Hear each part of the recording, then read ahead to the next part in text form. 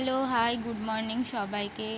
তো দেখো, এখানতে আমি সকালবেলা উঠেই আর কি আমার বিছানা ঠিছানা তুলে আমার যেটা কাজ থাকে সেটা হচ্ছে আমার চুলগুলো মুখে চোখে পড়ে। রাত্রিবেলায় বিনি করেই শুই আমি, মানে যদি ইচ্ছা করে করি, নইলে করি না। তো যাই হোক, তো সেদিন কালকে রাতে বিনি করেই শুয়েছিলাম এবং তারপরে চুলগুলো উঠে খুললাম, কারণ আমার মুখে চোখে চুল পড়া একদম পছন্দ হয় না। আমার চুলের পরিস্থিতি এখন আগের থেকে অনেকটাই খারাপ হয়ে গেছে।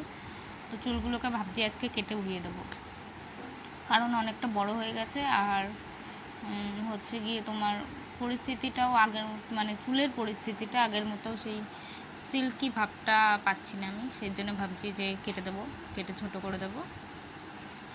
তো এখানে আমি মুখ টুক ধুয়ে তারপরে চলে গেছিলাম চা করতে।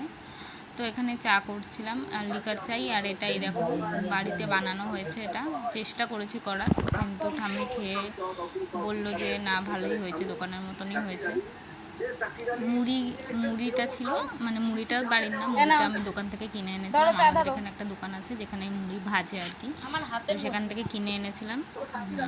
তার আর বাকি জিনিসগুলো আমি মানে সব জিনিসই কেনা, মানে কর্নফ্লেক্স এগুলো কেনা, কিন্তু ভাজার চেষ্টাটা আমি বাড়িতেই করেছি।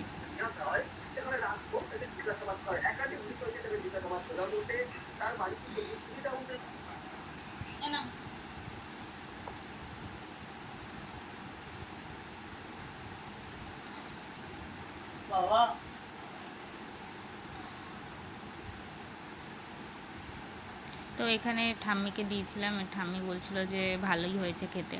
তো আমি সেটাই দেখালাম যে আমিও সকালবেলা লিকার চা আর হচ্ছে গিয়ে ওই চাল ভাজা বা মুড়ি ভাজা যাই বলবে ওটাই খেয়েছিলাম।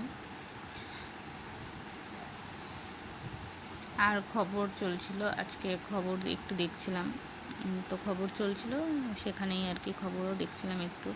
আর ঠাম্মির পেছনে লাগছিলাম, ঠাম্মিকে জিজ্ঞেস করলাম যে ভালো হয়েছে, বলছে যে হ্যাঁ, একদম দোকানের মতনই লাগছে খেতে। ওনার আর কিছু থাক না থাক, মুখের জুতটা আছে। অ্যাকচুয়ালি প্রত্যেকটা মানুষেরই শরীর চলে গেলেও মুখটা যায় না আর কি।